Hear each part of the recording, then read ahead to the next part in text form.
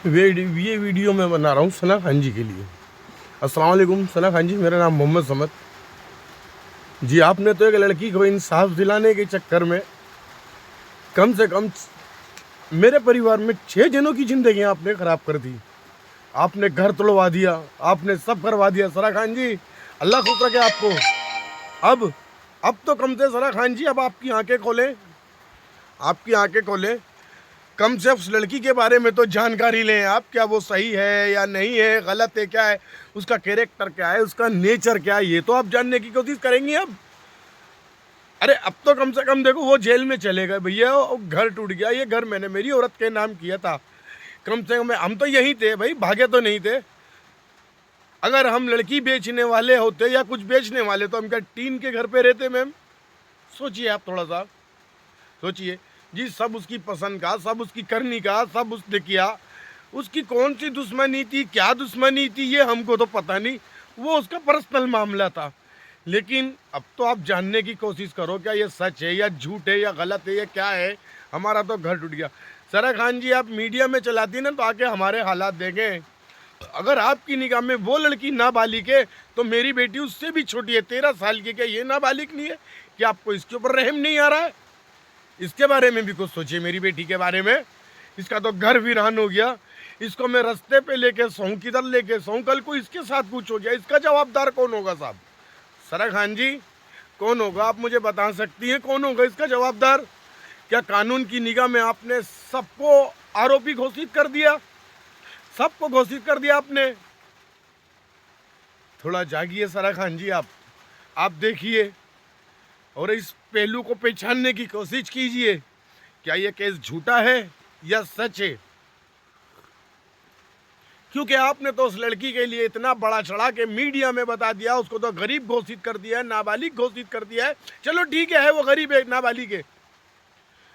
अभी जो वो लड़कियां खूब बाइकों पे घूम रही है लड़कों के साथ बुरखा पहन के, कि आप उसका नेचर जानने की कोशिश कर रही हैं सरा खान जी? कहीं ऐसा ना हो जाने अनजाने में आपसे ही कोई गुनाह हो गया हो।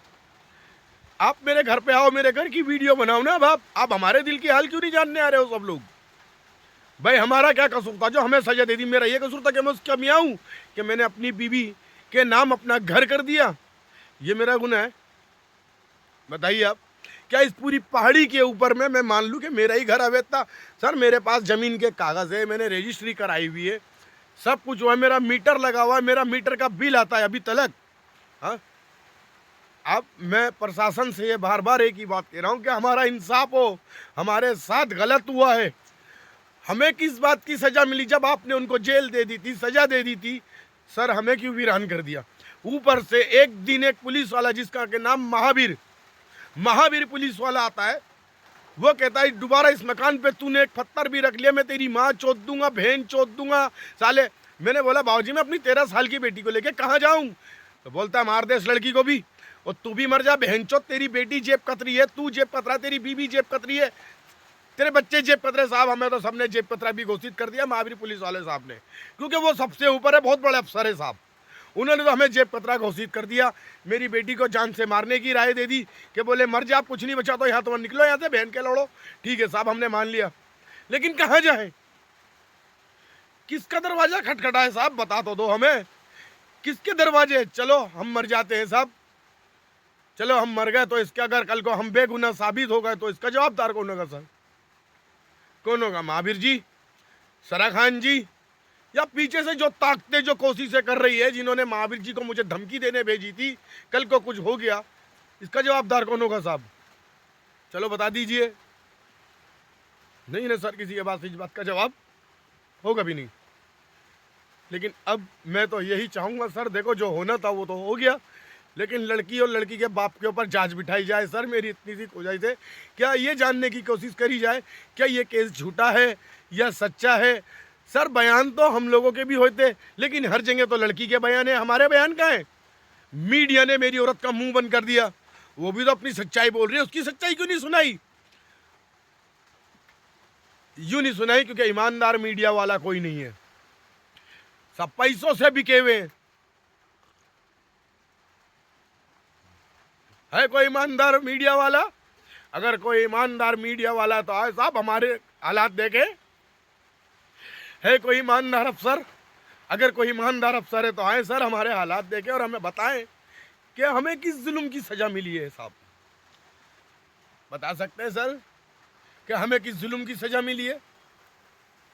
मेरी 13 साल की नाबालिग बच्ची को किस जुल्म की सजा दी है सर? उसका क्या गुनाह था?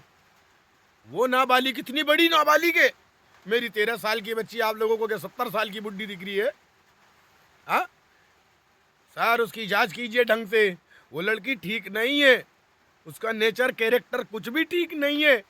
आप लोग जानने की कोशिश करो, गहराई में उतरो सर। उसके बाप के नाम से इंक्वायरी करोगे, उसके बाप के नाम से कहाँ कहाँ कितनी जमीन बिकी हुई है। ऐसा नहीं हो जब तक आप इंक्वायरी करें ये लोग बहुत दूर भाग जाएं सर। और सरकार से मेरी आवेदन है कि अगर इस लड़की को किसी चीज़ के पैसे मिलेंगे तो सर बिना इंक्वायरी करके इन्हें पैसे ना देना सर, बिल्कुल मत देना सर। बिना इंक्वायरी करे पैसे मत देना।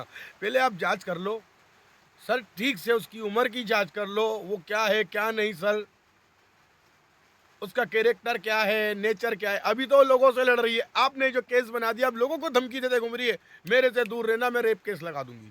सर ये किस किस पे रेप केस लगाएगी, किस किस को फंसाएगी? यकीन नहीं आता तो अब तलाव जाओ, वो कितनों से लड़ रही है, कितनों को इसी चीज की धमकी दे रही है।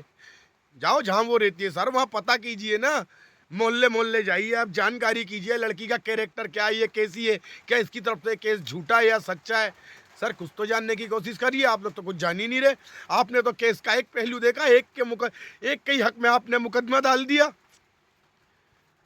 हाँ, हम लोग गरीब थे, हमारी तरफ से कोई बोलने वाला नहीं था, इसलिए पावरफुलों के कहने पे आप लोगों ने आके हमारे साथ ऐसा कर दिया। अब उन पावरफुलों को लाएं, वो जितने भी पावरफुल उछल उछल के इन्होंने केस में जो बोला है सर, इन सब के ऊपर इंक्वायरी होए, क्योंकि इनके अपने खुद वो नहीं है, उनके खुद के अपने सब 2 नंबर के धंधे हैं, इन सब की अपनी जमीनें अवैध हैं। क्या इस पूरे अजमेर राजस्थान, अजमेर सिटी के अंदर लोंगिया मोहल्ले में 17 नंबर गली पुलिस चौकी के नीचे क्या मेरा ही घर अवैध था? जिन्होंने ये जो केस को ऊंचा नीचा करा है, ये जो सब इस केस में उछले इस लड़की के लिए। सर क्या बात है, इस लड़की के लिए क्यों नहीं? इससे पहले तो और भी कांड हुए हैं भाई, मर्डर हुए हैं, चोरियां हुए हैं, नशे बिके हैं, सब कुछ हुए हैं। जब क्यों नहीं घर टूटे सर? जब क्यों नहीं घर टूटे सर? पहली प्रतिक्रिया इसमें। और वो भी आप लोगों ने ये जानने की कोशिश नहीं करी क्या ये केस झूठा है या सच्चा है या कैसा है। नहीं, बस आए तोड़ दिया साहब। चलो तोड़ दिया, ठीक है, उनके केस से लेके जोड़ दिया, लेकिन अब तो जागो सर, अब तो कोशिश करो सर, उसके ऊपर